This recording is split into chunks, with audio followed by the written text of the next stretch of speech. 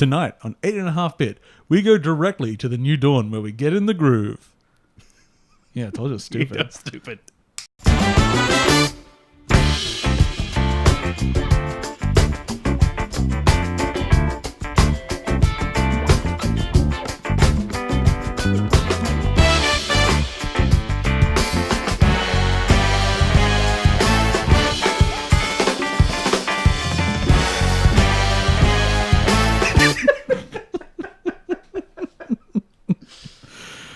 Welcome, friends of all designs, to episode 250 of 8.5-bit, which we've just proven had the worst intro of them all. I'm your host, Paul, and joining me is my good friend, James. Hello. And the game's hinted at in the intro there, if you couldn't catch this. Your subtle hints. Direct, well, I was actually referring to this week's Nintendo Direct. Yes. I said New Dawn, which is Far Cry New Dawn, which yes. James will prattle on about for approximately too long. Yeah. And I'm going to talk about Wargroove relatively substantially at some point. How are you going, James? Yeah, I'm going good. Well, okay. How about you? Thank you for watching 8.5-bit. How are you going, Paul? All right. Life, it hasn't got me down yet. No. It'll get you. Yeah, that's the plan. To be sure. Just finished watching Umbrella Academy just before this episode. Yes, and you liked it? I liked it. And if I have any advice for anyone watching it that doesn't know anything about the source material, don't say, I wonder what the comic looks like, and Google image search it to see the style, because some of the covers of the comic have spoilers on them. But it was fine. It was like it's one of those things where most twists, but I suppose more like most like arcs where people were going, you could see coming, but they still arrived to them in satisfying ways. Yeah. So I really enjoyed it. And it looks really good. Is it X-Men-y? No. The way I've been describing it is, I heard someone else describe it as X-Men by Wes Anderson, and I entirely disagree with that assessment. So that's how I describe it. Oh, okay.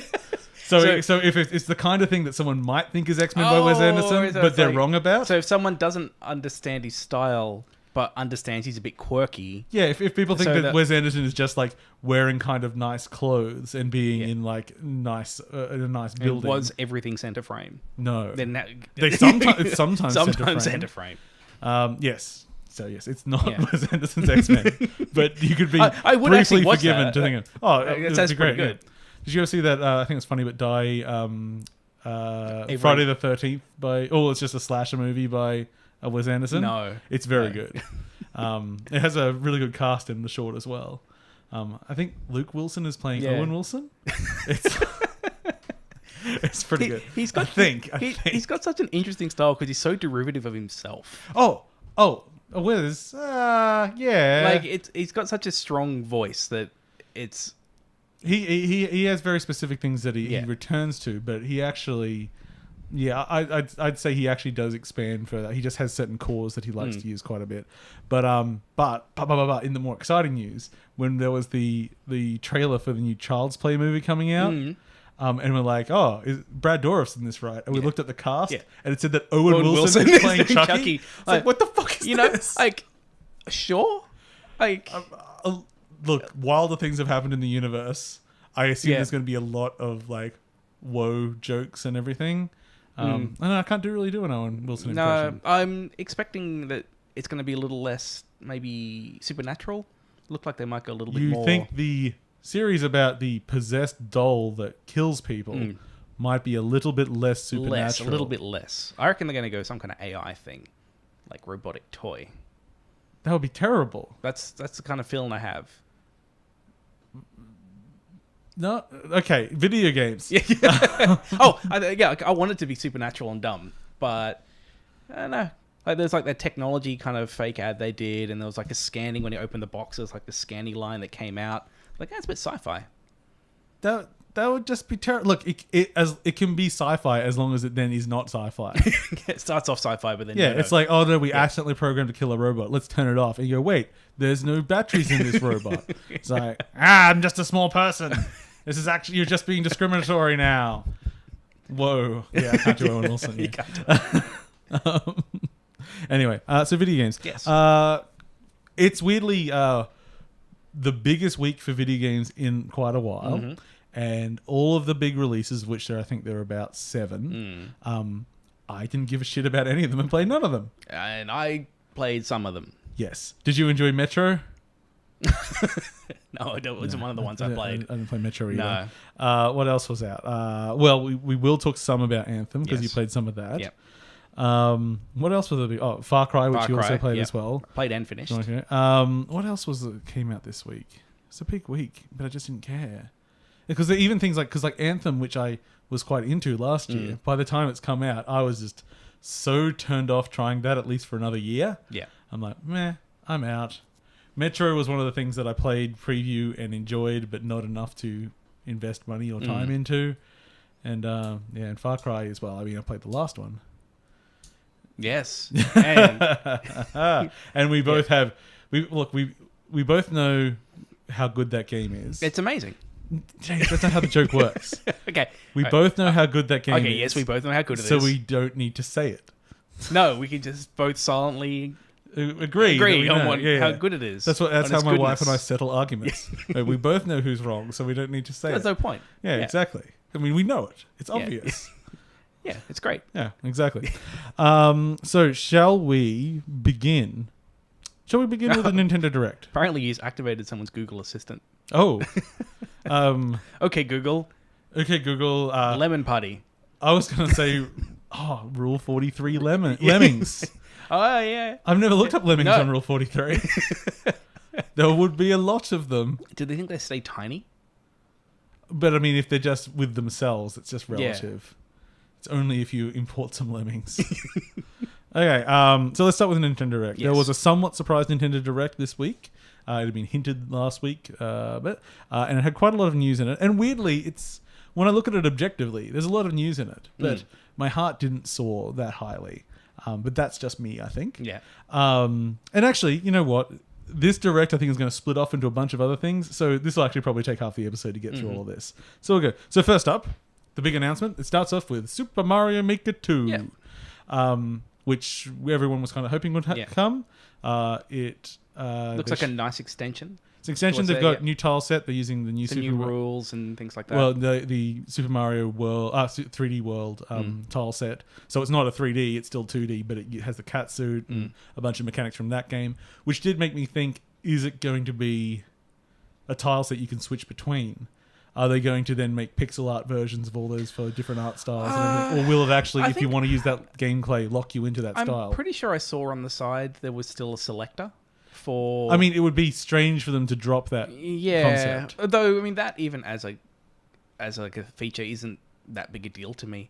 Like, the ability to swap on the fly, I think, is cute. But when I was messing around with it more on the Wii U, at no point did I ever halfway through decide, no, I want this to be a different style. I would care about it more if it allowed you to switch style during gameplay. Yeah, if it actually was a mechanic. If there was something where... Well, that's actually where it could be potentially interesting if there was... like specific mechanics for different tile sets, then there'd be a good reason to kind of swap. I would actually like it if they offered the physics for like the gameplay of the different tile sets, and you could choose and do that, and then obviously be able to break it and mix and match to a degree. But they added slopes. It looks like they got a new radial interface, which will be better with controllers for picking stuff. It looks like a solid extension. I'm super keen. Yeah, we only know a little bit about it, not a whole lot. So yes, I'm glad that it wasn't just a, Super Mario Maker like XL or something like it was just like a rehash of the first one. Like, I mean, it still is, but it is to a point. But like, it was good to see that they added it a 2. They've got it's a 2. It's got new stuff. It's a bit more robust with what you can do with it. So like they added there's a bunch of little features. We'll see more as it comes up. The little ones that we saw sneaks of are probably not worth just listing, because what's the point? Because I did actually pick it up on 3DS. Really? Because it was dirt cheap. That would be the best reason why. And without the online capabilities, it was sort of like, why? Well, now both versions are like that because they closed the servers, which I thought was that's actually become a worry now that I've actually invested quite a lot on the Switch online services. I'm like, oh fuck, I forgot.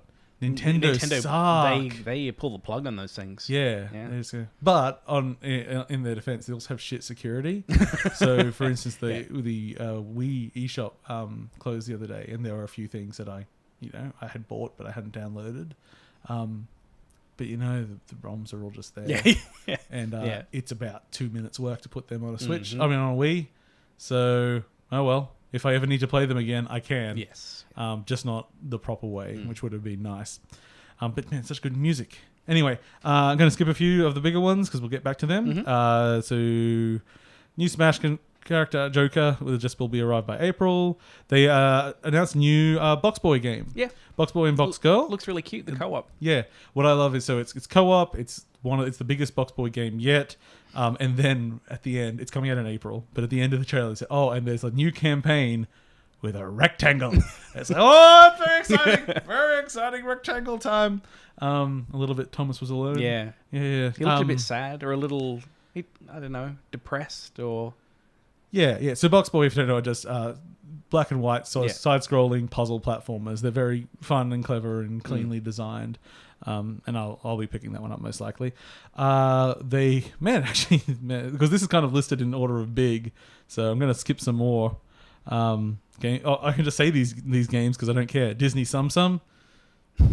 That was the like the mobile game where it's like the little things you got to explode that fall down, little circles or something. Like that. Whatever. Yeah. Some people care about it. Apparently Sum Sum's a thing and people like Disney.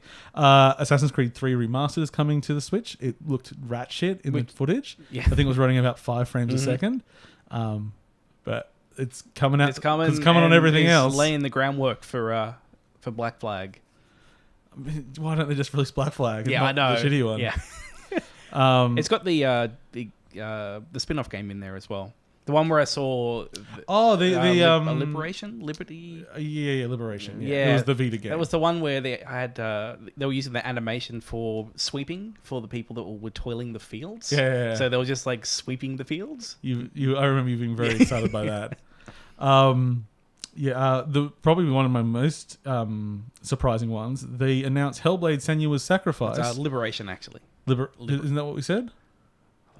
Anyway, yes, I think so. Keep going. Senua's Sacrifice is coming out to Switch. Yeah. And you know what? So Switch is not a graphics powerhouse. And there's a few games on this list. Another one was they showed Unravel 2. And Unravel 2 looks kind of dog shit compared to how it looked on the PS4. And for a game that, is about texture and it's like, it doesn't... Senua's Sacrifice looked fucking good. I was like, okay, like this is not high-end PC, but this is not like a terrible downgrade. That's Unreal Engine, isn't it? Yeah. It's Unreal, and and now the studio's owned by Microsoft. But I assume this was already in the works. And Microsoft talked to Nintendo as a third party, so I'm going to assume we're going to see stuff actually under Microsoft banners more than just Minecraft as well. But we'll see with that. Anyway, so Senua's Sacrifice coming out. They announced a demo for Yoshi's Crafted World, which was available then. So did you play it? Nope. I played it. How was it? It was good. Very short. It's only one level. So you play through the level one direction, and then you play it through back the other way. It around and and that sort of... You go back, and it's a dog hunt the way back. The world is created, out of... It's basically Play School. We've made it all out of toilet rolls and cardboard and that stuff, and cans. Very nicely designed. Weirdly, so Yoshi's aiming doesn't work traditionally like where it goes up and down. Where it goes up and down. Thing, yeah. It actually is cursor controlled. And as soon as you start aiming at something in the background, it goes into the background. Or the foreground if you do. And the weird thing is, in only moving on that 2D plane, I've never had a problem aiming if I want to be something on my plane, the background plane, or the foreground plane. It always seems to work out exactly what I want, even if I'm shooting at something that's moving. I'm like, okay. This feels very natural. I'm not exactly sure how you've tuned this, but it's very well done. It feels great. It's just sort of like the first level of the game, so it's not like there's any challenge in it. It was, fun to explore. The weirdest thing is that it don't look great. It looked very soft, and not in like this is made out of soft things. It looked like low res and like it being downsampled. Yeah. Well, not even downsampled, just like it's low resolution. And so it was, especially on handheld mode. I did put it on TV as well, and it was still soft, but still better. But handheld, it was a bit murky. It's like this isn't what I really expect from Nintendo first party. When you think of like Odyssey, and how they got that thing looking looking really great, running really smooth, you kind of expect first party Nintendo stuff to. And that said, this demo was basically the demo they've been showing off at E3 for fucking ages. So it could be really, really old. But at that point, I'm like, why put it out then? Like, if it isn't representative of something that's coming out relatively soon, just don't put it out. Anyway, continuing, because that's all I've really got to say. Yeah. It was. Is the demo still up? Yeah. I think it's just permanently up. Okay. Yeah, you can go grab it. It's not a thing. They also announced that Toad's Treasure Tracker is getting 2-player co-op mode, and there's paid DLC, which is more levels and stuff, which is good, because the biggest problem with that game is that it is a bit light on content, so more content is good. So is that going to be special content for the co-op? I haven't played around with the co-op yet, mainly because I have no friends. But I believe it's just being able to play co-op in the normal levels, and that's probably bad because that doesn't sound good. But I thought you could always do that, so I don't know. Yeah. I have to say I don't know what the co-op is. But it's the more levels I'm interested in, because I actually picked it up on the Switch. It was on sale, probably because this was pending. And I've just been playing through it again, and it's a cute little game. Yeah, I mean, really, if you really want to care, go back a few years and listen to me talk about it on the Wii U. Dragon's Quest 11 Definitive Edition is coming to the Switch, which is obviously the 3D version of Dragon's Quest 11 with extra content, and also the ability to switch between the 3D version and the top-down version graphics at any time. That's cute. Because, well, that was in there originally, but at a certain point it locked you out. You had to make a choice one way or the other, apparently. Apparently this one is the whole time. So they actually have the transition in there. Yeah. That's pretty cool. So it'll be interesting to see. Although I really don't care about playing another Dragon's Quest game. They are, by very design, extremely traditional, and I'm a bit done with it. Final Fantasy 9 is out now. Final Fantasy 7 is coming out on 26th of March. Blah, blah, blah. They're adding more stuff to Starlink Battle for Atlas, which is just turning into a Star Fox game now, because it's just more Star Fox content. Star Fox stuff, Dead by Daylight is coming out. Grid Autosport is coming out on the Switch. And whilst it again, you really see the downgrade on Switch graphics, it's really the first realistic of any sort of budget racing game on the Switch that I can think of. And it just seems like such a great platform for that if you're into that sort of thing. It's like, if you want to play on a big TV, of course you're going to get a bloody Xbox One X and PS4 Pro or a PC and make it look fucking nice. But if you're going to play on if you want to play somewhere portable, when you're pooping, that's a real nice form factor, I think. So that'll be good. Hopefully, maybe. Marvel Ultimate Alliance 3 stuff. What was on it? Oninaki. I forget. I feel like that's a game that I was supposed to remember. It can't have been that good. Dragon Quest Builders 2 is coming out in July. Which I'm hoping that they don't do the reset halfway through playing this time. I mean, it's already out in Japan. You can go and just... Oh, is it? Yeah. I should look up whether or not it does that. Yes. Because that was the bit that lost me. Well, the game doesn't reset. It takes you to a new island. Where it resets all your abilities. Well, yeah. So you go back to... It's like starting a new game. Yeah, basically, yeah. I don't know about the progression in that one. Rune Factory 4 Special is coming, and they're making Rune Factory 5. How much do you care, James? On a scale of 0 to 1. I can't even care enough to answer. Bloodstained... They're not for us. It's fine. It's fine. It exists. And... Bloodstained Ritual of the Night is coming out in summer. That's American summer, sorry. Platinum Games is still hard at work at Bayonetta 3. Deltarune, the free first episode of the sequel to Undertale, is coming out to Switch 28th of February, which is actually quite a notable thing. Because Toby, when he released Deltarune, sort of said, look, this game is what it is. I will probably get around to making more eventually. Maybe it will be a long time. I don't have a team or anything. I'm doing it all on my own. I don't know what I want to do. Watch this space. So now that they've bothered porting it and actually... Then there must be... It's like, okay, there's some progression going forward. So the full game, you imagine the rest will be paid. Yeah. But yeah, it's like, okay, there's actually some momentum on this project now, you would hope. And Unravel 2, which I mentioned. So now, the big ones. Yes. It ended with... Started with an animation, some seas. It's a very old school animation. Yes. So some wild seas in hand-drawn animation, revealing a boat. And we saw Link. And then wrote up the title for Link's Awakening, a remake of the Game Boy Classic, which I've never played. Have you ever played? No, I haven't. Okay, so we are ignorant. That's fantastic. And then it opened the game, and the game is traditional top-down Zelda in a strange, childlike chibi style, but not quite a style that can do anything. Yeah, it's like it kind of wants to be like a toyetic style. Well, that's more the render of it, I would say. Yeah. But not quite. Like, it's an interesting style. It reminds me of a bit of... It's got tilt shift as well. It's got a tilt shift camera. We had a big debate during the week. Not so much a debate as James giving his opinion to me saying I disagree with your opinion of the specular highlights on it that made it look all shiny. Everything's shiny. But they're supposed to be plastic toys. Except for and the you're things like, that aren't. I don't like it. What's not supposed to be toys? No, because not everything has spec. Well, everything outside does. No, not everything. There was a... Oh, God, we got to get into this now. Quick, to the Google. No, there was, I think, like a bird weather vane or something like that.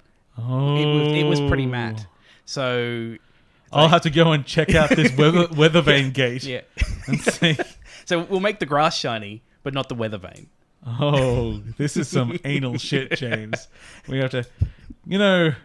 Your bald head has quite the specular I got a good spec on my head. See, I just had to get personal to defend my love of Zelda, which I actually only like half of Zelda games, but that's all right. Oh, I'm sure it's going to be a fine Zelda. I haven't played it, and the more I hear about Link's Awakening and pointing out how weird it is, because most people saw a chain chomp and went, "What the fuck?" And then there were Goombas. And, there were some Goombas in that video. And then Mario is apparently in the game, as are a bunch of other Nintendo properties, and because it's all in a dream world, apparently it gets fucking weird at points. Okay. So I'm quite interested. That interests me. Yeah, so that'll be a big game this year. What else did I skip? Oh, so big reveal. A new Platinum's game was announced, and it was called Astral Chain. And this one had me very, very intrigued. It's a cyberpunk future. You play your cops. Sci-fi cops. Your sci-fi cops, yeah. Neon sci-fi cops in 80s future. My name's Neon and yours is Slash. Slash Razor. Gameplay-wise, very few details so far. You are the aforementioned cops, but you have somewhat of a familiar with you. Some sort of like robot animal thing that says you're at the tether. The game can be played co-op. They hinted at it and then confirmed it later. We're not sure if that's online or local or both. We'll find out later. So it's you controlling yourself and this familiar, plus you could be playing it co-op.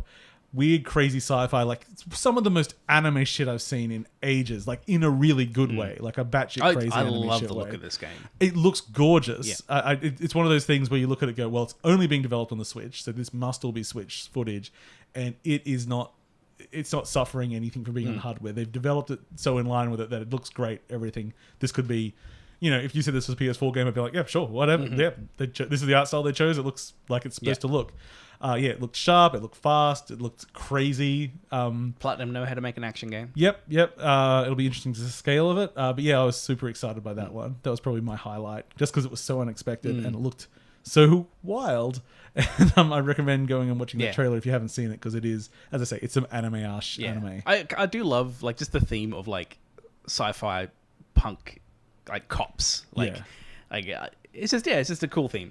I'm also pretty keen on that one. So also on some anime, the one that I skipped over, another demo that was released, and I believe you played it because I saw you playing it this afternoon. I played this one. Was the demo for Daemon X Machina, which is where was it revealed at? Was it just a Nintendo Direct last year, or was it at the beginning of one of the Game Awards? Not sure. Yeah. Anyway, it is a robot... Demo's out now. Robot fighting game. The demo's out, so you can go... And it is a demo they're actually looking for feedback on, to the extent that... Was it the first time you played it this afternoon? So probably in a couple of days, you'll get an email from Nintendo saying, please provide feedback on the demo. Okay. Because they do that with your purchases sort of normally. But I like that they're using that system to directly get... Because I have feedback. Yeah, I also have feedback. And my feedback is almost only one thing after playing it. So my path with it, I played 3 missions, and I put it down. And because the tutorial and first mission, I'm like, this is cool. And then the second one, I went, this isn't that cool. And I'm like, I'm done. But then I had other people enjoying it. So I was like, I'll give it another shot. And I came back and I worked on it properly, and I paid more attention to the systems. And now I'm like, oh, I like this game quite a lot. But I hate the sound effects. Partly because there are no fucking sound effects for the guns. You're basically firing, and sometimes I don't know why I'm firing. I'm like, well, that was like, I'm like, oh crap! If I turn down all the other sound effects except the SFX just to boost it, and even then they're still super quiet. That was really the biggest gripe I had with it. Was that especially after playing some other shooters, was just the shooting didn't feel good, and I think that it could have felt good. if they had better sound effects, I don't know, better. I think it almost just needs the sound effects. It could just be when you leave SFX on 20 and you turn everything down to like 4, it's like it starts to sound closer to where it's still, even then it needs a bit more pump. I think it's almost that, because once it did, it made it. Once I started being able to hear the sound effects, I started understanding what I was shooting better, because I thought everything once you were pointing at it was basically auto aiming at it. It doesn't. It's only going to the crosshair. It's only like your missile launchers and everything. Because it's a huge reticle. It takes up like 80% of the screen. Yeah. Oh, and also, are you playing on TV? No, on handheld. Oh, game's fucking terrible on handheld. Oh, the screen is so messy. There is so much HUD that it's like, oh my god, what is going on? So you know the HD rumble, like I heard that more than I heard the gunshot. The actual gunshot. That thing was like, off we go. So it is. You're basically in large areas, well, large-ish areas. You'll have protect missions. The last mission of the demo was fighting a giant boss, and that is the one that got me.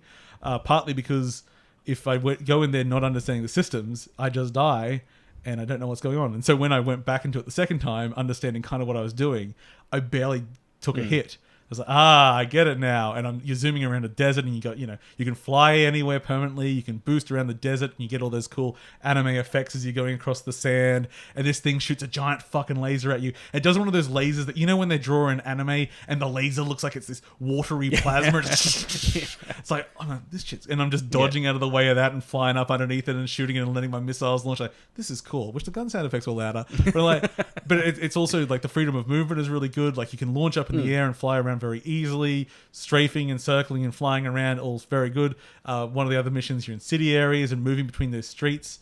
They keep giving you tanks to shoot. The tanks are boring. Tanks, they'll never hit you because all you need to do is move sideways. A tank's never going to fucking hit you. And they just trundle along and they barely move. And that sucks. And then they start releasing some actual mechs that will take cover and chase you and do stuff like that in a city environment. I'm like, oh, this is good. This is what the game is. Stop giving me tanks. No, you don't care about tanks. They're boring. And then the other thing is, did you get to play with the mech customization at all? No. So I beat the first big boss, the first big creature. I think it's like the second or third level. It's like you're finding in a city. Yeah. And it's just a big... Yeah, that's not big. Oh, okay. No, because I kind of took that down, and after that level, I was very kind of ho-hum on it. Yeah. I was like, because I thought, this is the kind of thing I could get, but the shooting didn't really feel super great to me. And other than flying and pointing the camera, the tutorial tells you nothing. Yeah. I kind of picked up that you meant to pick up other weapons from the battlefield. Yeah, so I kind of understood that. And then I got to the customization and kind of looking at it. And it seemed like the kind of thing that I'd want to play multiplayer, and I saw it wasn't that, and I kind of lost a bit of interest. James, it is. Oh, okay, then I have interest again. So I'm playing it because most of the time you've got 3 other mechs with you. And I'm in the hangar, and there's a space for 4 mechs, and I'm like, oh, well, I guess you can have 4 different setups at any one time and everything. And then I went, wait a second, Paul. Is this game multiplayer? And I went, yeah, it's confirmed 4-player co-op online. Oh, okay. Then yes, then it's more my thing. I just have to make sure I just turned down the music and turned up the sound effects. Yeah. Well, literally, I'm just going to write in big capital letters, like better sound effects. Yeah, better sound guns. Design, I want my pew-pews to sound good. So mech customization, all the parts of the mech are interchangeable. So when you down it, it's only when you down other mechs, you go over, if you fly to them in the battlefield, you can stop and send the stuff back to base. So you'll take their weapons, you'll take their body parts, armor, stuff like that. Get it in there. You can mix and match. There's sort of an energy system to try and balance it out a little bit. You can then paint every single section individually, so you can put your own style and decals and everything on it. Your own character is customizable. You're like, hey, this is a mech game. Other than you run around the hangar when you see that. Well, we'll get to this later, but this has got more customization than Anthem. But yeah, keep going.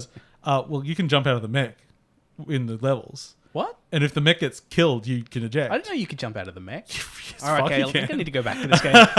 So don't play it in handheld. Don't play it in handheld. And play it on a big screen. Balance. Fix the sound. Put some better tutorials in it. And then it's like, so once I start understanding the systems and I'm attacking weak points on this giant boss, and literally it's like shoots all jet missile swarms in the air and just launch up and zoom through them. And I honestly thought it was just auto aim in a giant reticle.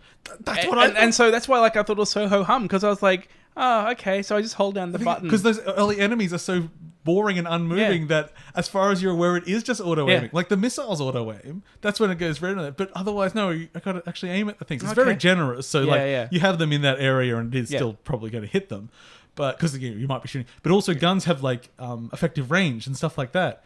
So you start off with a gun and a shield, which is a terrible start because your second fire button just doesn't puts the shield up or down. forward. Yeah, it's like, and why would you ever put it down? First thing I did was to swap that out. Yeah. So you can have 2 guns, but then you can have also 2 guns on your shoulders. So you can have 4 guns effectively at once, which I recommend for a boss because you can run out of fucking ammo in this game.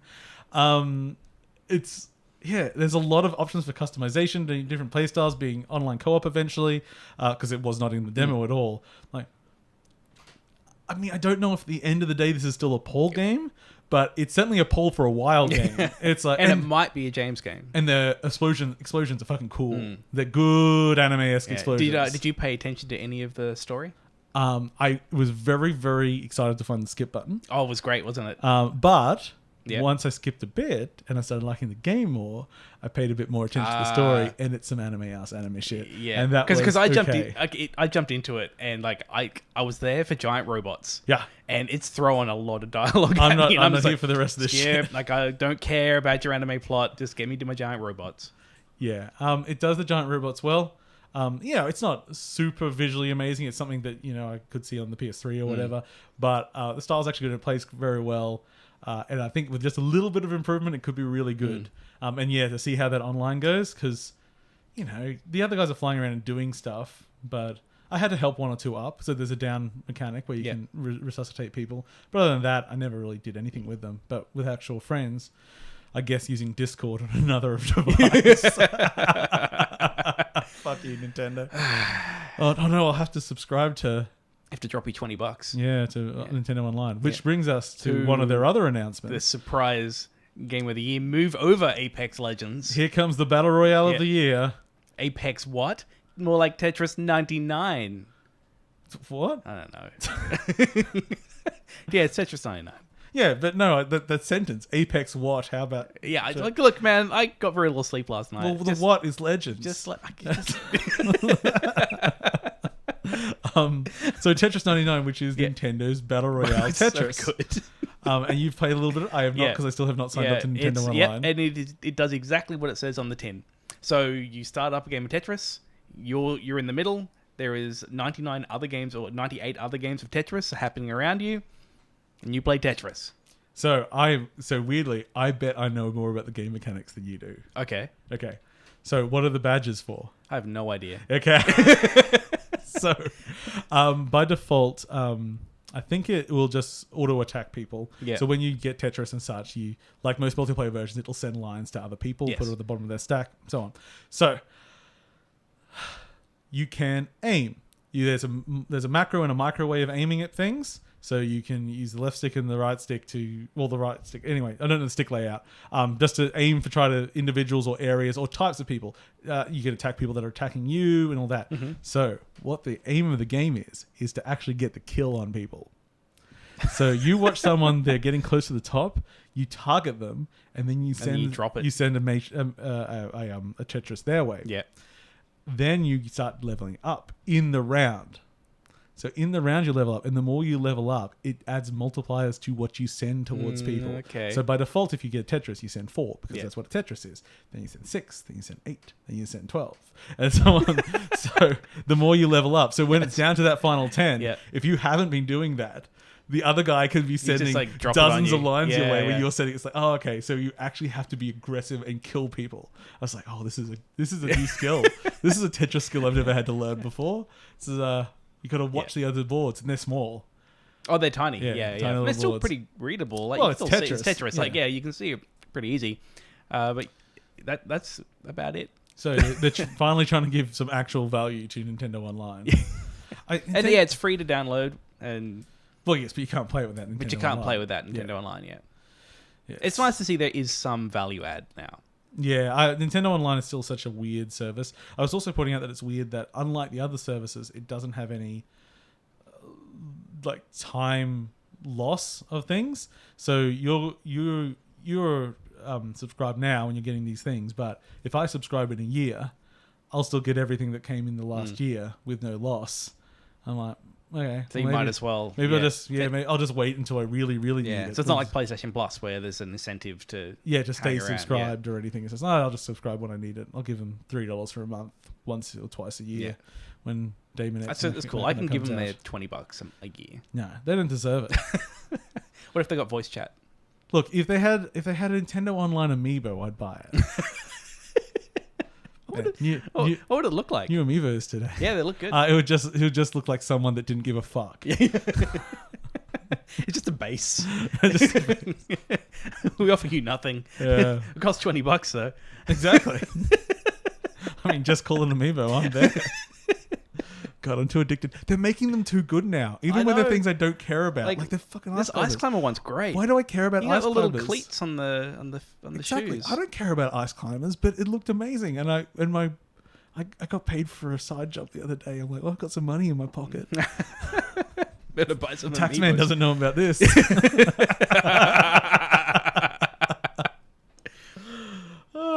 It's just gigolo work. It's fine.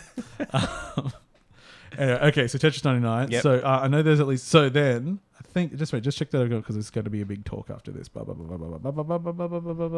think we've got sort of everything from there. The one that we haven't mentioned is Fire Emblem. They had a big discussion about Fire Emblem. And about 80% of the way through the discussion, they started to show the game. But you're not playing Fire Emblem for the game anymore. I used to. But not anymore. Now it's a visual novel. Yes, and it looks like if you really want a visual novel, it's definitely... And you with some Fire Emblem, it still has the game there, then this is for you. And I said, that's not for me. I'm going to go buy Wargroove. So I went and bought Wargroove. And that's my segue into Wargroove. So... How is Wargroove? Wargroove is one of the best value packages out there at the moment. If you are into an Advance Warsy style turn-based RTS, this is 100% a game you should get. It's a pretty budget price as well, isn't it? Like $30? Yeah, it's like $30. Yeah. So it is very much styled after Advance War, but it's its own thing. Yeah. It's more fantasy? Yeah, it's in a fantasy world. It's a number of different factions, which you will play through eventually. I'm still on the first faction, going through unlocking stuff. So I'm a couple of hours into it. So general gist is it is what you expect out of an old style Advanced Wars game. You got large board, grid, movements. Special concepts in here is that all different units will have different requirements to crit. So say if you are playing... is it cavalry guy on a horse? Like a cavalry. Like a cavalry guy. With a jousting stick. Rah, whatever. I'm bad with names. I call him the horsey man. If you're playing horsey man... the horsey poke. He can move 6 places. Yeah. So if you move 6 places and then attack, that's crit. Is it automatic crit or chance of crit? Automatic crit. Oh, okay. And is there much RNG in there? There's... a general area that you're going to hit. So something might have... So they tend to have hit points in numbers, and then the damage you do be in percentage. So it'll say they've got 8, and you hit for 84%. And that will probably kill them, but might just leave them with 1. Oh, okay, yeah. So yeah, there is a little bit of RNG. A little bit, but it's still pretty understandable most of the time. So yeah, all the creatures of that, you have commanders on the field that have their own special abilities as well. And it also has actual resource management and building in it. Not building structures, at least not that I've seen, but you capture villages and each village gives you 100 gold per turn. And then that can be spent at a barracks to create new units. Now, other than that, you're kind of there. That's most of the gameplay. The one thing that I'm not liking levels with a fog of war with line of sight in it, because it makes me move much slower, and I end up saying like, oh, I'll just run over there quickly, and oh fuck, there's 6 guys over there. Fucked everything up. There's no in-mission save, is there? No. Yeah. So here is my caveat to everyone that just said, oh, I don't want to do those annoying missions. There is a difficulty options section, which you can change at any time you want. And just turn off Fog of War? You can't turn off Fog of War because it's part of the sort of mission design. But you can say, I want to take 10% less damage, 20% less damage, 40% less damage, 80% less damage, please. You know what? I don't like the economy. I don't like doing the strategy side of this. So I want to turn down the economy side of the game. I just want to be able to buy what I want unit wise and not worry. Just do it. It lets you set. So it just says like it is balanced at what we think is balance. Feel free to change these to make it harder or easier. That's cool. At your own will. We have it where we think is fair and doable, but you know what fun is.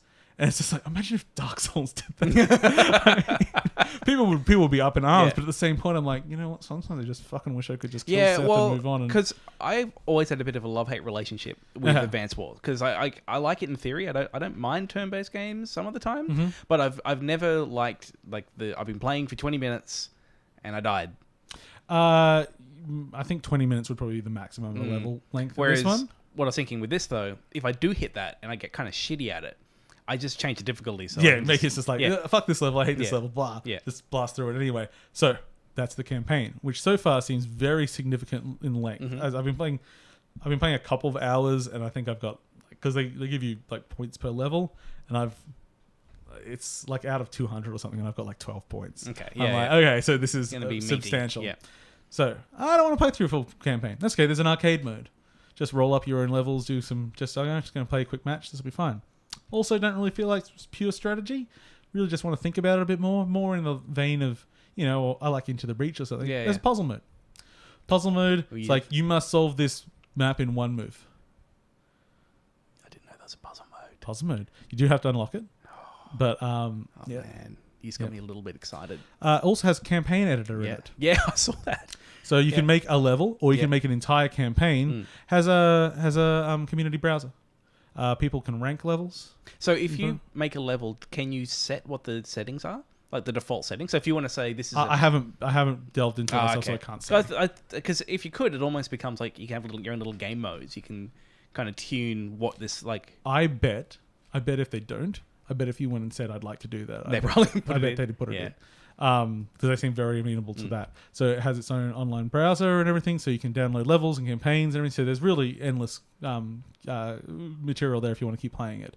Also has online multiplayer, which is, but sure, it's like it goes in easily in a game like this. It's like very, very clean put together. It is a phenomenal package of value. It's got a fun, like, it's one of those things where the story... It's been on PC for a while, hasn't it? I think they came out simultaneously. Okay. This didn't come out this week. This has been out for a couple of weeks. Okay. But I saw Fire Emblem and said, I don't want a visual novel. I want this game that just has... One of the generals is a dog. Oh, okay. So in here, hey, it's a war game. You can... one of your units are dogs, your general's dogs. I don't want to see dogs killed. Dogs, only unit that when they're defeated, they run away. Oh.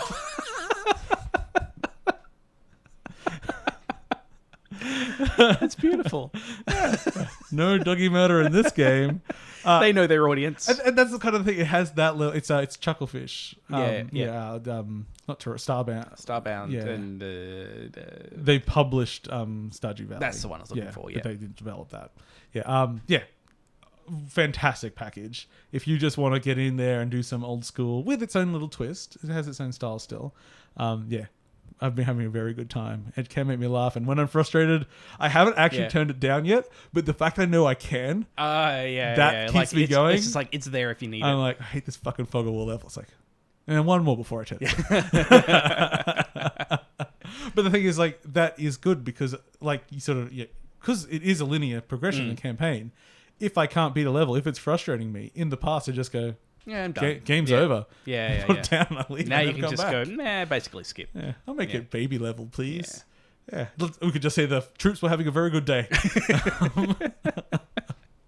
Really, really into that. Okay, right. So I think that's all of Nintendo for now. I was going to check the chat quickly. Oh, see if anything's happening. We've got going on. Sam saying... if Dark Souls did have difficulty setting, there'd be the one guy running around nude on 5,000% damage, still beating it. Of course, that is how it works. Absolutely would happen. I would appreciate it greatly. That is the weird thing. Like whenever I restart Dark Souls, I've only ever started as deprived. As a deprived, whatever It's like I could just start as like a fire mage or I normally go like cleric or whatever it is because you get the heal spell early on.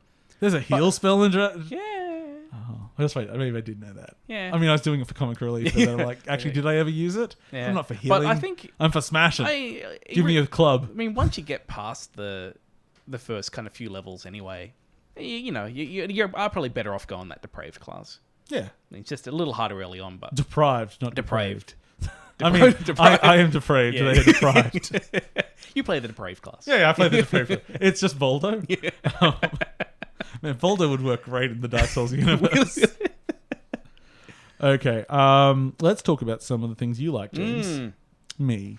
Oh, let's talk about Paul. Let's talk about Paul a little bit. Okay, you have been playing a few games. You've been playing Far Cry New Dawn. Yes, so I have both purchased and finished now Far Cry New Dawn. So you had 6 hours to spare. No, I think it ended up taking me... 7. It wasn't many. It was like 10, 11 or something. You can mainline it. I think there's 22 story missions in total. Uh-huh. But there's a lot of stuff on the side. So I actually tried to stay in the dark a little bit about it.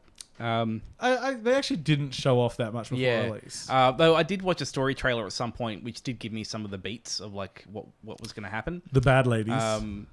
It had the bad ladies and what was going on with the kind of from carrying over from the first one.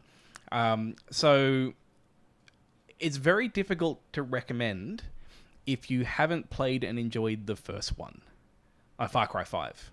It's actually the 5th one. This is the 5th one, yes. The prequel. Sorry for being a pedantic dickhead. Far Cry 5-1, you're better off playing than Far Cry 5-2. Because I think, there are some things mechanically I preferred in New Dawn, but it did feel very much like this is the second part of the game. It is more Far Cry. It's they're doing the kind of, I don't even say primal, it's the one where... there's been the main one, now we're doing a side thing while we're doing the next one, and then we're going to have whatever the hell Far Cry 6 ends up being. So, I think that if I hadn't played and enjoyed 5 as much as I had, I don't think I would have enjoyed New Dawn that much, because I really appreciated revisiting the old areas. There's even some quests built around, you get pictures, and you go find, where those pictures were taken and match it up, so you can kind of see, oh, that's what this was here, and this was here. Real Breath of the Wild. Yeah, kind of like Breath of the Wild kind of stuff. I'd say directly lifted. So plagiarism.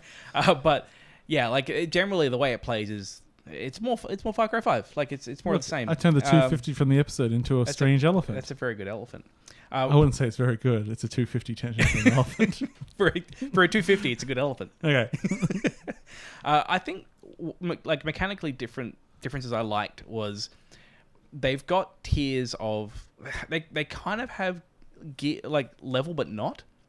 So there's your traditional RPG, common, uncommon, basically you go from white to blue to purple to yellow, whatever. Just that traditional kind of progression. But it's nowhere tied to randomness or anything like that. They've just there's basically 4 levels to go through, and they've just used those colors. So it's kind of a bit like if you were playing an MMO where there's tiers of difficulty, and you just leveled up to the next one. So it's kind of like James. Say I had a lower level. Yeah. And I didn't have very much time. Would there be some way for me to accelerate said progress? Oh, absolutely. Yes. Would it be very, very blatantly put in my face? Yeah. This was really off-putting when I got into it. Yeah. Because I think that was one of the first screenshots I sent in the chat. Was I loaded up the game and it's hey, do you just want to unlock the top tier items right now? And that is basically you're paying to win 100% at that point, because the game is about progressing through. Because it's working up to get to the top tier weapons, and once you get the top tier weapons, you basically finish the game. It's you can kill everything. You're God now. Yeah, you're gonna kill everything. But yeah, that was the game was in no way balanced around it. I was saying, I finished it in about 11 hours or something. And I did kind of a very similar thing with Far Cry 5, where early on I did a lot of the optional stuff and tried to clear all the areas, and then after a while I'm I've kind of got the gist of what the game is. I kind of just want to go through it. New Dawn is a lesser priced Far Cry, isn't it? I think it might be. I got it on sale anyway. Yeah. But I'm not sure about full retail. I think it was 2/3 of regular. It might be. Might be something like that. So US prices, not 60/40. Yeah, that's what I think. Yeah, it could be like that. Okay, good. But yeah, like as someone who liked Far Cry 5, it definitely gives a satisfying conclusion to it. I actually quite liked how it kind of wrapped up the whole story. So, ignoring my complaints about Far Cry 5, which the thing is, I sound more down on it because I like picking on you. I actually enjoyed my time with Far Cry 5 until I stopped and then never thought about it again. Yeah. So when they're showing it off and they're like, hey, look, we're like Rage 2. We got this color. We got all these crazy guns. I go, say, look at this gun. It's a crazy saw blade gun. Bet you can't wait to see what other crazy guns are in the game. So spoil it for us now. What other crazy guns are in the game? None. Yeah, it's just a saw blade gun. Yeah, it's just a saw blade gun. I'm like, but you promised me. Yeah, like they have interesting designs for the weapons. Like there'll be like a cool looking gun with like a kitchen knife for like the bayonet. Yeah, and but like, it's still just a gun. Bayonet, Like when I was leveling up, like through each tier, it's like, oh, this is the AK-47 gun for the next tier. That's the gun I like using. I'll just buy that one. So it is very much like probably it's just saw blade. Like that's really it. Yeah. I sorry to jump off for a second, but I was thinking about because we played some rounds of Apex Legends together. Oh yeah. And I've still played very few rounds and done very poorly, but that's fine. I had my fun with it. And one of the things is like learning the guns still and everything. And what I hate about almost every modern, especially multiplayer first-person shooter, it's like, why do we need multiple guns in each category? Why do we need 3 shotguns? Why do we need 3 assault rifles? Yeah. Why do we? Why can't we have 1 assault rifle, 1 shotgun, 1 flat cannon, maybe some sort of goo shooting gun? Yeah. I mean, Far Cry 5, Far Cry New Dawn is a little bit that in that you really upgrading. Far Cry 5 is like sorry, Far Cry New Dawn. I mean, Far Cry 5 as well, but Far Cry New Dawn it's more like you're upgrading through the tiers. It's like technically there are 4 AK-47s, but you just want to get the next more powerful one. It's like I mean, and that at least there's a progression in that. Yeah. I guess what I get with things is like, okay, there's 3 shotguns, which is the good shotgun? Yeah. I don't know. It doesn't. Why can't just shotgun mean close range big boom? Yeah. I want the do. Well, I mean, I guess we had the double barrel and regular shotgun. Yeah. Anyway, so any so I think improvements they made was the progression. I liked. I thought it was pretty satisfying going through the progression. They've got some fast traveling, which means I didn't have to kind of just like cheese helicopters, which is I actually use very few like vehicles in this game. There's no point. Like I've got fast travel. But you want to put the dog in shotgun. Oh yeah, I did that for a while. Like I put the dog in shotgun. That was great. Like 100% is more Far Cry. Like if you want more Far Cry 5, get it. If you didn't finish Far Cry 5, don't bother. Finish Far Cry 5, and if you want more, go get it. Like unless the theme is like really selling, you really want this their own take on post-apocalyptic US. But it's the same complaint but a different complaint with Far Cry 5, where with Far Cry 5 the thing that turned me off it eventually was that I felt no drive to continue because it's all very samey and it had this setting and I felt it didn't exploit the setting to any particularly interesting end. And for everything I hear about New Dawn, it's the same thing where they present, hey, look, it's crazy post-apocalyptic world. Look, it's Mad Max. It's Rage 2 before Rage 2. It's going to be... And then everyone, it just sounds like, oh no, it's just more Far Cry. No, like even like you can see all the mechanics as you're walking around. Like they just reskinned everything. Like make like all the random events that happen. It's just tweaks to what was there before. Like they don't go in expecting because I think someone else was playing it and I think they were expecting something more like, hey, I was like, where's Rage 2? That's what I was expecting, Rage 2. And it's not that at all. I wanted a bit more Mad Maxy, more like a world where everyone's got like people have gone weird and that weirdness has then resulted in strange gameplay elements, but it didn't seem to be that. Yeah, about as weird as it gets is they do things like when you're swimming, they'll just be giant fish. And I looked at it and I'm like, wow, it's like they upped the scale on that thing by about 100%. They just turned the slider up. And I was like, well, it works. There's giant fish in here now. You know what would have been good? Okay. If you could ride that fish. That would be great. Yeah. Come on, Flipper. It's this very angry 3-eyed fish. Blinky, that's the one. Yeah, Blinky.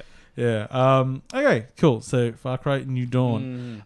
So I've been playing a game which I was playing preview code for, and we've got review now, but review's not up for a little bit, but I can talk about the preview side, which I think is still the same game. They just finished it. Okay. So I've been playing Ape Out. Mm-hmm. And Ape Out is, if you've seen it at all, you get the gist. You are a monkey, well, an ape, and you escape, and you want to get out of this building, space, facility, whatever, and you just murder fucking humans on the way out. That's it. So, things I love about Ape Out. I love the title because one of the things I like is puns that aren't puns. Yeah. I started doing it like a year or two ago where I just start saying things like, it's like, let's not keep tigering on about it. Like, what the fuck? You just like use the cadence of a pun where it makes no sense. Like, what is Ape Out? Am I missing something? Yeah. Does it mean something? Like ape escape, like escape or something that would work, but I mean that already exists, so we can't do that. I mean that still wouldn't be a pun, but it's like so it's the I guess like the Great Apescape or something that could work. Oh, I like that. No, it's too forced, and like it's like Get Out, but Get and Ape have nothing to do with each other. So it's just like nah, Ape Out, yeah, it's great, like fantastic. So that's the first thing I love. Second, this game is all about its style. So. Yep. It is all in the style of silhouettes. Very stark. Most levels are 2, maybe 3 colors going on. And there's sort of this sort of rough texture going on. And the reason that'll work, other than just looking generally quite nice, is that basically this game has been scored by the drummer of Birdman. That's not literally. I don't believe he's involved at all. But it has this rhythmic jazz beat and rhythm going, and everything you do will have like you pick up someone and you smash them against the wall and they're a bloody mess, and that's a cymbal crash and something like that. Okay. The whole thing is rhythmic and pounding and pounding. It's fast restarts. You know, I tried to watch Birdman, and I found it exhausting. Oh, I love Birdman. Like it was one of those things where like this looks really good. But I cannot watch this like idly. Like this thing looks amazing, but I'm also tired just watching it. It is a little exhausting. And I mean, having that jazz drumming through the entire film really does keep a momentum going. So this is short levels. Yep. They're randomly generated. You're running left to right. It's always left to right. Well, as far as I haven't finished the game. You're running through. There's different types of humans with different weapons. So normally if someone has a weapon, if you grab them, you've got 2 buttons, grab and punch, which also throws if you've already got them. So you grab someone and normally a second later their gun will go off. So you can grab them, turn around, shoot somebody, and then throw them at someone else and crush them both against the wall. So really, really fast. You'll run through the level, and if you die, I think it's only if you die, the game zooms out and shows you the entire level that was there. It shows you the path you took and where you died. Yeah.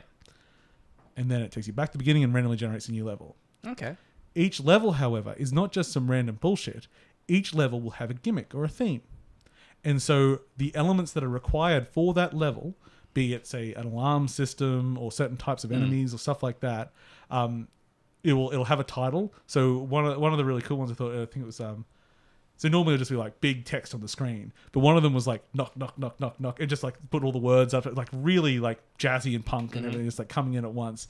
So we'll say, okay, this level's about alarms. The alarm will always happen at 1/3 into the level, and you can learn that from the zoom outs and go like, oh, okay, so if I hit that element and that element, I know where I am. I'm getting close to the end, and maybe I'll just take a break for it now and just try to run the gauntlet of people trying to kill me as I get out. Really fun, like it's fast, it's furious. Okay. It has a great style. It has a good sense of humor about it. And I think when it really sold me on the style, I knocked out the power. And then suddenly all the guards had flashlights. So you could see the beam of where they were looking. So it was a bit more of a stealth game.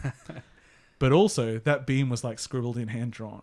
And like it looks great. Yeah. Like everything, like it's a fantastic. Like, the truth is I'll probably only play this game for a couple of hours all up. Like I like if the game itself is longer than 2 hours, I'll eat my own hat. Like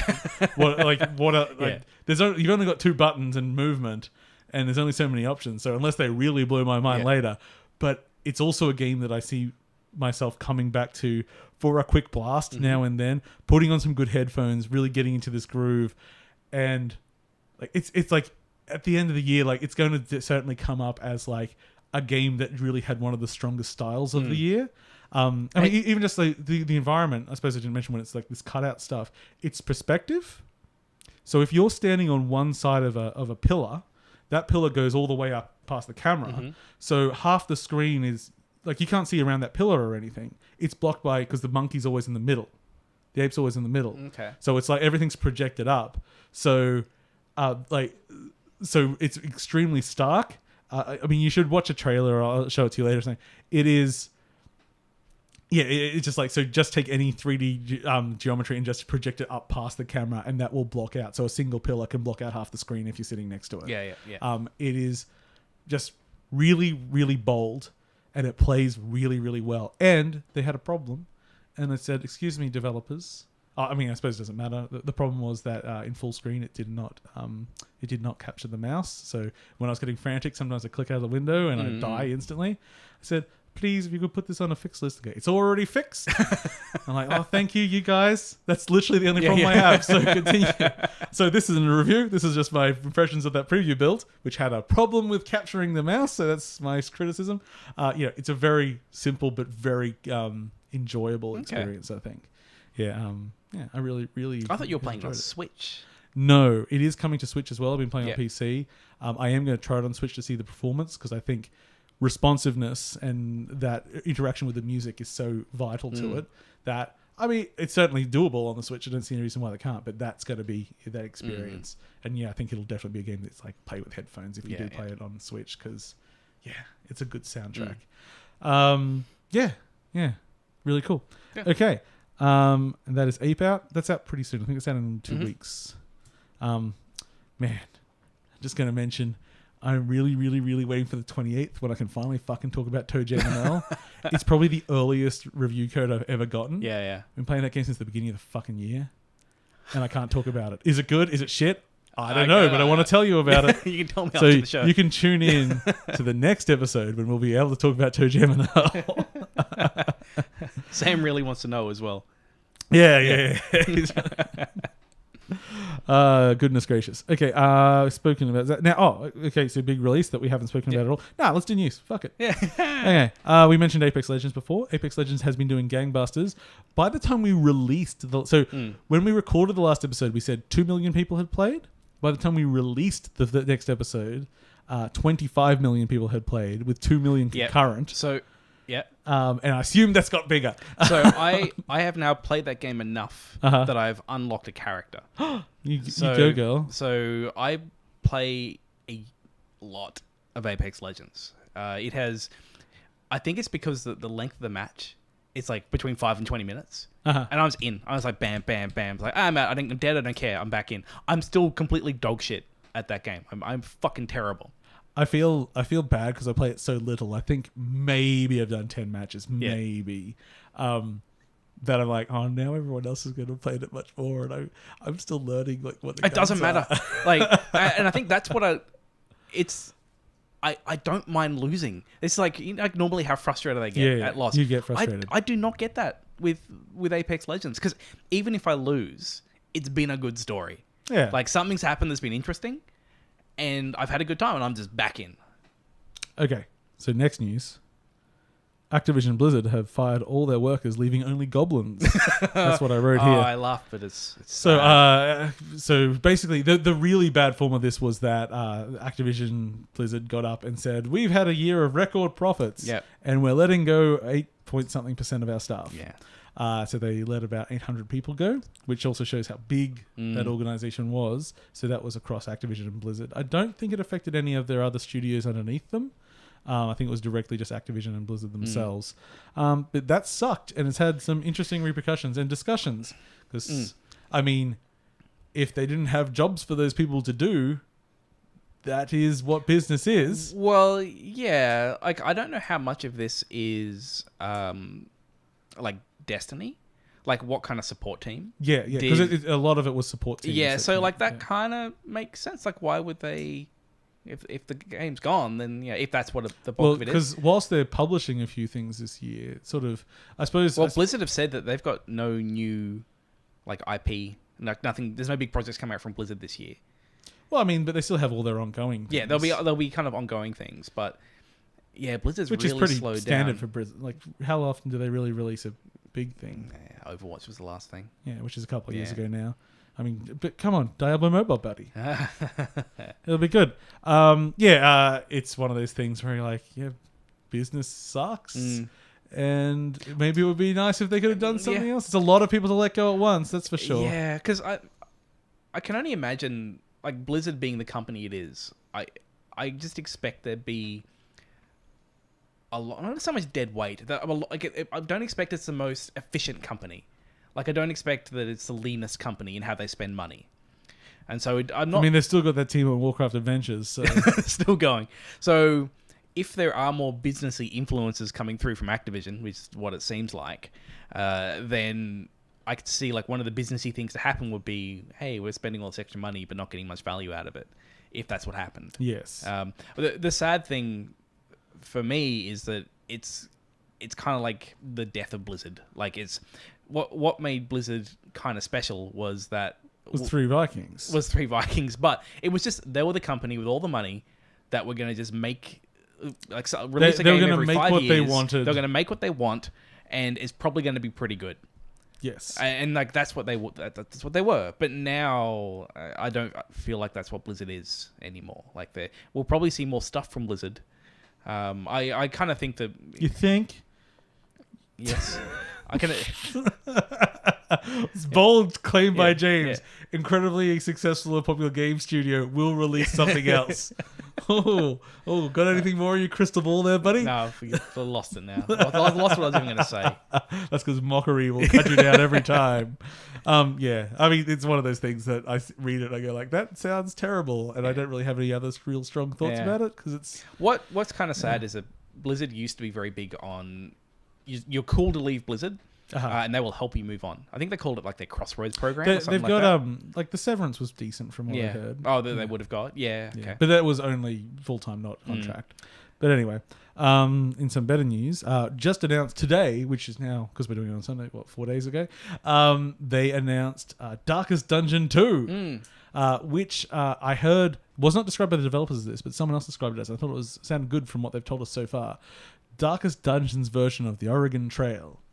So instead of being based in a town and going off into the dungeons, you are now going on a journey the whole time. It's like a mountain peak or something. It's like snowy and mountains. Yeah, lots of comparisons to the Mountains of Madness, stuff like that. So it'll be interesting to see how that changes the structure of the game. Because a little bit more direction and linearity I actually would probably enjoy. And then it's like you could do like multiple runs or something. I don't know. Yeah. Could be cool. Yeah. It'd be interesting. I mean, they certainly... That game took off to such a level, I assume they're quite comfortable now to work on what they want and take chances with it. So that'd be good. And then, in the other sort of big reveal for people like me this week, there was an announcement of the sequel to Hollow Knight, which is called Silksong. Now, this was not originally a sequel. This was some DLC that they kept working on until it eventually became so big, it became its entirely new game. And this isn't just some like half-assed new game. This is over, I think, 105 new enemies, like dozens of bosses. It's an entirely new world they've created with it. The main character, Hornet, has entirely different fighting style to whatever the main character's name was in Hollow Knight. Can't remember. Yeah. And like it is robust. And what I loved about this team is Australian. Hollow Knight was an unbelievably good game that also came at like a killer. It's like $15. It's a fucking 30-hour plus long game that is immaculate, like very well designed, so much animation, so well put together, so inventive. It took all these chances. It not everyone, like a lot of people don't like the map and stuff like that, but it did stuff and it did it strongly. It made an incredibly good game, one of the best games of the last couple of years. But it was Kickstarted. And it was Kickstarted, I think they got like $54,000. And when I went back to that Kickstarter, I went and checked this week. They had stretch goals. Even though they didn't reach those stretch goals, they still did them. And they gave them to the Kickstarters. And this entirely new game, which seems to be as big as Hollow Knight, which was already incredible bloody value if you bought it, because it was originally going to be DLC, if you backed that original Kickstarter, which was $10 Australian to get Hollow Knight. Australian dollars. $10 Australian to get Hollow Knight. Yeah. You get the sequel too. That's and on Switch as well if you want it, because it's been announced for PC and Switch. I'm like, you guys like... You didn't have to do that, guys. Yeah, it's like, I bet everyone would have been cool if you just said like, whatever, like everyone is happy with what you've done. We're already impressed. Yeah. And now you just... I mean, I assume they did very well from the game because it was such a cult hit. Yes. And the team is still only 3 people. It's like when I think about the amount of art in that game and how well it's animated, I'm like, no, surely you contracted I did think the team was bigger than that. Yeah. It's still only 3. Yeah, I think because in the thing they go, please be patient. It's like, it's hard for 3 people to do this, and everyone was like, it's still fucking 3 people. Hire some people, guys. Like I know, like the composer isn't part of the team and stuff like that. So there's a few people like that involved tangentially, but the main team still does 3 people. Incredible game, and I bet the sequel will be great too. Yeah, I don't see any reason why it would take a dip in quality. All they've done is learn. All I really want is a little bit more variation in the area designs, so a little bit more color. A little bit more like difference of the way platforms are laid out, because it's a little bit samey in a lot of the game. Okay, now let's talk about Anthem. Yeah, can we talk about Anthem now? Yeah, I can go. Yeah. So I've been playing the whatever tier of player I happen to be from. As of recording, this game is still not. It's released. still not technically out. Does it come out tomorrow? 22nd. What's it? That's Friday. Yeah. So 2 days. This is Wednesday. Yeah. So it's out soon. So I dropped my $20 on Origin Premium, which is great because it got me some Apex Legend coin. I didn't realize it was gonna. And you can play Darksiders 3. And I can play Darksiders 3 now. So yeah, I wasn't too sure what to expect of like. I knew I was gonna enjoy the combat because I played the demo and the movement and the shooting feels good. It feels really good. And like that fantasy of being Iron Man flying around in kind of that kind of suit. I really like, especially like what they've done to get it on with mouse and keyboard. Like it controls very well with a mouse and keyboard. I think when I was playing some of the earlier versions, I felt like it was a bit kind of all over the place. But now, no, it's good. I'm swishing. I think it's just like I thought even with the terrible last minute demo beta, whatever the hell they called it, the flying was better on PC than it was in the beta last year. Yeah, I haven't felt the need to plug in a controller to kind of get the optimal experience. Except maybe for the menus. Menus are so bad. Where sometimes I feel like this would be easier to use with a controller. So maybe for the menus I should. Okay, so I think that's such a batshit fucking insane idea that the menus might be good with the controller. Yeah. So it's a weird game because it's trying to figure out like where it sits and what it's like, what audiences are going after. Yeah. Because like looter shooters are kind of popular at the moment. We've got a Division 2 coming out. We've got Destiny. Like this is a thing. It's like it's the modern MMO. Like when everyone's making MMO, everyone's making looter shooter now. Everyone wants that long tail with some audience hanging around for a long time. And as a looter shooter, they've done a good job with the mechanics. Like mechanically, shooting feels good. The progression, like the meta progression, I don't like it, but it has some things I don't mind. So the visual progression, which is a big part of the reason I play these things, so far has been very lackluster. I think I've played now maybe about 12 hours or something like that. Oh, okay. You put in more than I've put in quite a lot of time. I have not unlocked any new like visually different gear. Like I've still like I've got the same helmet. I can paint it a different color. But the only kind of like gear cosmetic I've unlocked is I can not look like my paint's dirty. I unlocked clean. So I can... You can be shiny boy. I can be shinier now. So, on gear and gameplay with that, this is a criticism I heard, so I want to ask how you see it and if you think it's fair. And this refers to the end of game, but we'll say hour 12 instead of end of game. The first hour of Anthem is the same as the 12th hour of Anthem. Yes. Yes. Okay. So the biggest change has been is I've been getting different skills. So skills are loot as well, which I don't mind. It's okay. Like I kind of think I prefer a skill tree where I could kind of go in and kind of play with it, and start building towards something. But it's okay. Like because it's like I've got this new skill. James, I've got great news because there used to be a skill tree in the game. And they said we're thinking about putting it back in. Oh well, I hope they do because I think it would be better to like play around with different builds. What the fuck is with this game design? Anyway, continue. Yeah, and this is what I mean. Like, I struggle to know like what it is, or, like what it's trying to do. So that is what kind of skills do you get? So very different things. So it'll be things like throw down acid grenade, or it could be throw knives, like ranged knives. Like it is actually like vastly different things. So it's not like it might be like one where I send out like a clone of myself. I was going to say, because up until now it sounded like you just threw a bunch of things, James.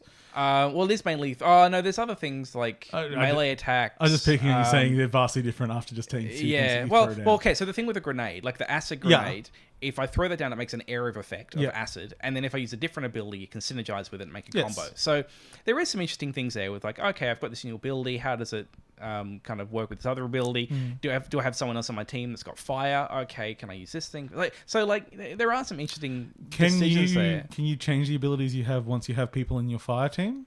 No, you can. Yeah, because when you're prepping, you can go to the forge and change your stuff. Okay, cool. Yeah, so like while you're waiting, you can go in and change it, but while you're playing, you can't. Yes, because that's another complaint that you can't change gear on the fly. Because if it was drop in, drop out multiplayer, sort of, because I wasn't sure how that was working in the final version.